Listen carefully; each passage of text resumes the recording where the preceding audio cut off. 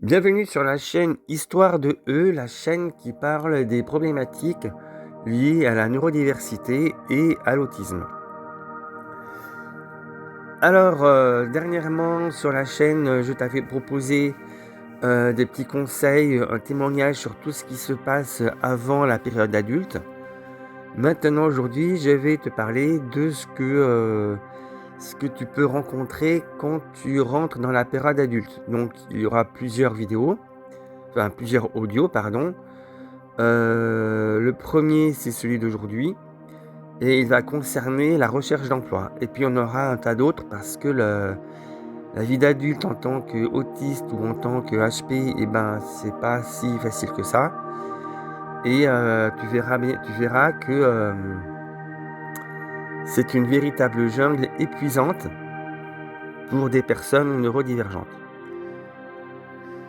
Donc lors du précédent audio, je t'avais parlé, si tu veux, en fait, d'une problématique qui est, la personne neurodivergente, surtout si l'autiste, elle a pas les mêmes codes et pour l'autiste, par exemple, tu as pas la même empathie, tu as pas la même perception des choses. Tu vas pas percevoir le non-verbal, tu vas pas percevoir, tu vas mal décoder tout ce qui est second degré.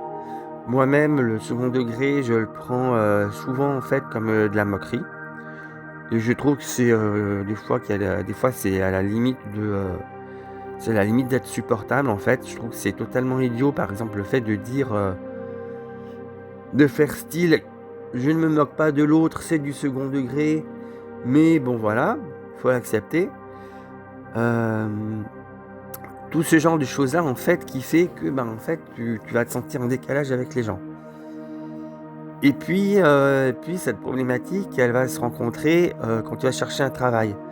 Quand tu vas chercher un travail, tu as la période où tu prépares ton entretien. Et tu as la période, en fait, où tu as l'entretien. Donc quand tu vas préparer l'entretien, tu vas te renseigner sur l'entreprise, tu vas te renseigner sur l'activité, tu vas te renseigner un petit peu sur, comment les gens fonctionnent en entreprise. Tu vas éventuellement faire un parallèle avec ce que toi tu sais et ce que l'autre, attend. Et puis tu arrives le jour de l'entretien et là, en fait, il y a une grosse problématique qui va se poser. C'est que le recruteur, en fait, Heu, tu vas te sentir gêné, en fait, parce que le recruteur te met mal à l'aise. Parce qu'il te pose des questions qui sortent de je ne sais où, des questions qui t'es pas préparé du tout. Il va te poser des questions notamment, sur des choses sur le savoir, le savoir-être. Donc c'est tout ce qui est soft skills, hein, en fait, et voilà, nous côté, soft skills, en tant qu'autiste. Et ben, c'est pas trop ça. Nous, en fait, en tout cas pour ma part, si tu veux, le côté soft skills, empathie et cetera, c'est pas notre fort. Donc du coup, en fait, pour répondre à leur genre de questions, on ne sait pas trop comment leur répondre. Il y a aussi tout le côté non verbal, toutes les choses, en fait, que les personnes qui vont être en face de toi vont te faire passer, mais que tu ne vas pas capter, à savoir, si lors de ton dialogue, en fait, tu dois écourter, tu dois, expliquer des choses, tout ce genre de choses-là, en fait, que tu vois pas forcément passer parce que tu captes pas les messages qu'ils t'envoient en non-verbaux. Et ça, c'est une réelle problématique et ça peut foirer pas mal, si tu veux, d'entretien d'embauche. Ça, plus le fait que la personne, en fait, en face, elle puisse se sentir mal à l'aise parce que, peut-être que tu t'exprimes pas, naturellement, peut-être que tu es trop dans comment dire? Le monologue, robotique, c'est-à-dire à expliquer comme un dictionnaire ou à réciter et en fait, si tu veux, ce genre de choses-là, en fait, ça endort, voilà. Ça, c'est une problématique que, ont pas mal d'autistes. C'est en fait, on a tendance à ne pas savoir synthétiser les choses, à ne pas savoir faire un résumé propre et surtout à être dans un monologue, si tu veux, très plat, sans émotion. Alors que ce qu'ils attendent, en fait, c'est totalement l'inverse. c'est quelque chose en fait qui est vivant, c'est quelque chose qui est impactant. De montrer, ben voilà, moi j'aime faire ci, j'aime faire ça, je suis motivé par ce genre de choses dans laquelle tu t'impliques, alors que toi, en tant qu'autiste par exemple, bah, tu vas dire, «Oui, ben effectivement, j'ai fait ci, j'ai fait ça a duré tant de temps, c'était facile, c'est pas facile, j'ai rencontré telle difficulté». Donc tu vas laisser, si tu veux, l'autre en face sur sa faim. Bah, oui, mais tu l'as ressenti comment? Comment tu l'as pris? Comment tu t'es comporté? Voilà, ce qu'ils attendent surtout, c'est savoir comment tu te comportes dans telle ou telle situation. Donc en fait, si tu veux, tout ce genre de blabla, en fait, que l'on dit autour des entretiens d'embauche, oui, il faut apprendre les compétences, il faut être super compétent et cetera. La plupart du temps, c'est pas ça qu'ils cherchent. Là, par exemple, moi, je suis dans une grande entreprise de communication, j'y travaille depuis 20 ans, j'essaie de progresser et tu vois, en fait, je me rends compte que les hard skills, comme ils appellent ça, donc les compétences normales, c'est quelque chose, en fait, où, entre guillemets, limite, ils s'en foutent. Ils attendent pas de ça de la personne. Ils attendent de savoir comment la personne, elle réagit, comment elle est dans tel ou tel type de situation. Elles attendent beaucoup sur les compétences, sur les soft skills, comme ils appellent ça, que sur les hard skills qui sont des compétences techniques que l'on apprend en métier. Et ça, en fait, pour une personne autiste surtout, parce que pour les personnes au potentiel, elles ont beaucoup plus de facilité là-dedans. Mais si tu veux, pour les personnes autistes, c'est beaucoup plus compliqué. Parce que c'est pas quelque chose, si tu veux, qu'on développe naturellement et c'est pas quelque chose que, tu as tendance à développer. Justement, quand tu t'investis dans un travail, quand tu es, dans un certain service, tu vas pas te polariser sur: «Ah, faut que je développe mon savoir-être, faut que je développe mes soft skills» et cetera. Non, tu vas te lancer dans le travail, tu vas te perfectionner, tu vas chercher à comprendre les choses, à aller au fond des choses, tu vas chercher à solutionner mais en fait, c'est pas ça ce qu'ils attendent. Donc combien de temps, en fait, tu vas faire ça? Moi, j'ai fait ça pendant 20 ans, je m'aperçois qu'au bout de 20 ans, je me suis trompé, en fait. Je me suis trompé et ça fait d'autant plus mal que de se dire que dans cette société qui accepte à moitié les personnes neurodivergentes, c'est compliqué. Et puis ce qui est compliqué également aussi à dire, c'est de faire comprendre, de faire passer à l'autre personne en fait, à lui dire: «Oui, je suis intéressé par votre poste, la partie technique me touche, je suis impacté par ceci, je suis très motivé par cela et heu et je peux vous proposer ce que je sais faire en fait, moi si tu veux, je suis un passionné, mon intérêt spécifique, c'est précisément le travail que vous me proposez, donc je vois vraiment aucune embûche à ce que vous me preniez. D'autant plus que, je suis une personne autiste et qu'en tant qu'autiste, je m'y investis à fond. Je fais pas le travail à moitié. Et non, mais c'est pas ça ce qu'ils attendent. Ce qu'ils attendent, c'est de savoir comment tu vas te comporter avec leur équipe, c'est de savoir si tu vas t'intégrer. Et toi, en tant qu'autiste, t'intégrer, c'est compliqué la vie, hein. En tant qu'autiste, tu vas avoir peut-être ton casque parce qu'il y a du bruit, parce que tu es en open space. En tant qu'autiste, tu vas devoir peut-être avoir besoin de travailler dans un bureau, seul, donc pas forcément avec l'équipe. Et puis en tant qu'autiste surtout, tu as peut-être envie de faire un travail en solitaire sans interférer sur ce que font les autres. Et c'est là en fait où le bât blesse, c'est là en fait où on se plante. Et c'est pour ça, l'une des raisons pour laquelle en fait on est mis à l'écart.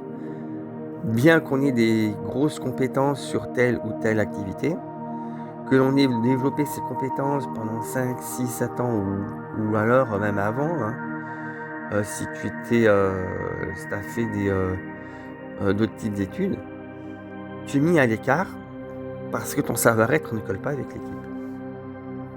Et ça, c'est un gros problème.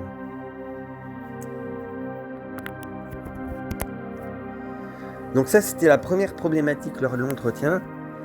La deuxième problématique qui va se poser, C'est, voilà, tu expliques, toi, tu es de nature franche, tu es soit autiste, soit au potentiel, soit enfin bref, tu es neurodivergent et il va falloir à un moment leur dire tu tu n'as pas peur et justement dans le but qu'eux, ils comprennent comment tu fonctionnes, il va falloir leur dire en fait, ta neurodivergence. Alors je suis autiste, de dire comme ça de but en blanc, des fois ça fait un peu peur. Moi j'ai tendance à dire d'abord les qualités d'un autiste, parce qu'on n'a pas que des défauts, on a aussi des qualités. Et après je conclus par, toutes ces petites différences, ça fait c'est sont des différences d'autistes et effectivement je suis une personne TSA. Je connais aussi des personnes qui, elles, en fait, n'ont pas eu peur d'avoir à cacher leur haut potentiel et qui ont affiché clairement leur haut potentiel. Parce qu'il y a des recruteurs, des neurotypiques, qui ne connaissent pas et qui ne savent pas ce que des hauts potentiels peuvent amener. Le haut potentiel, ça réfléchit plus vite, ça fait des liens partout, même quand il n'y a pas besoin. Et ça peut vous être utile pour avoir d'autres approches par rapport à des problématiques que vous rencontrez. Ça peut vous permettre d'avoir tout ce côté sortir des rails en fait, pour pouvoir avancer et pour pouvoir solutionner. Et ça encore, faut que la personne elle accepte. Il y a des services en fait où être autiste ou haut potentiel, ça marche pas parce que alors, soit c'est un service dans lequel en fait faut être sur des rails et là donc effectivement ça colle à des personnes autistes. Soit, mais ça ne colle pas du tout à des personnes au potentiel parce qu'elles, les personnes au potentiel, vont sentir avoir vont se sentir dans une cage en fait, si tu veux, avoir des ailes brisées. Et tu as des services en fait où tu pas du tout de cadre, ou alors le cadre est très très flou, tu dois créer des choses par toi-même. Et là, ça ne colle pas pour les autistes. Ça va plus coller pour des hauts potentiels qui vont pouvoir exprimer leur liberté. Et donc, ça en fait, il va falloir, si tu veux, bien chercher à trouver le bon filon. Alors si tu es dans une grande entreprise, il doit y avoir des personnes qui doivent t'aider ou tu dois avoir des moyens d'avoir des renseignements sur les différents types de travail, de services. Si c'est pour des plus petites entreprises où là c'est beaucoup plus compliqué parce que déjà il n'y a peut-être pas de formation, d'information côté neurotypisme. Il n'y a pas de service non plus qui s'en occupe et c'est là en fait où il va falloir œuvrer, voir également si tu veux lors de l'entretien de se faire accompagner pour que la personne fasse comprenne, etc., etc. Parce que effectivement, je ne te le cache pas, que si c'est toi qui te présentes en tant qu'autiste et qui dis aux personnes « je suis autiste », la moitié du temps, voire les 3/4 du temps, tu ne seras pas écouté. Il y a des personnes qui te prennent comme un malade, parce que pour eux, l'autisme, c'est une maladie. Donc, étant donné que tu es malade, tu n'es pas légitime, parce que tu n'as peut-être pas ta tête, tu vois. Et ça, en fait, ça pose problème, d'où l'accompagnement.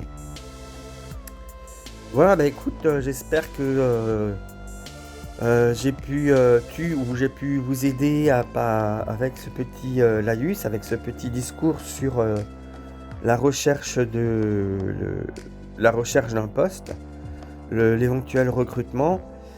C'est l'une des périodes les plus difficiles en fait parce que c'est souvent très compliqué de trouver un travail en tant qu'autiste. En général, on se fait dégager aux entretiens. Si on est trop franc, qu'on dit qu'on est comme ci, qu'on dit qu'on est comme ça, on risque de faire peur.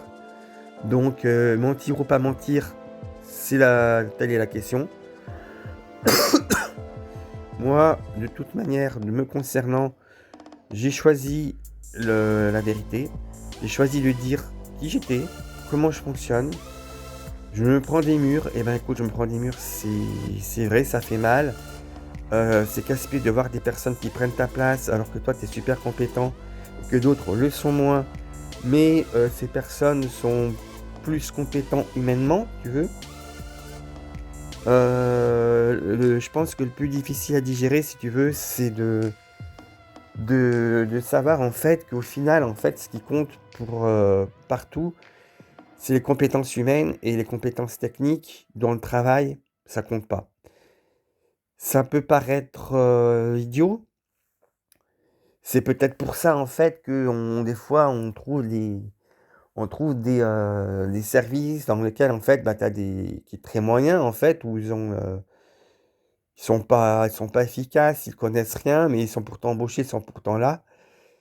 Mais c'est comme ça et a priori on devrait s'y faire. Bon, bah, écoute, en tout cas, je remercie à tous, toi qui m'as écouté, vous qui m'avez écouté, qui me suivez et puis je vous donne rendez-vous prochainement pour un nouvel audio, toujours sur l'autisme à l'âge adulte. À bientôt.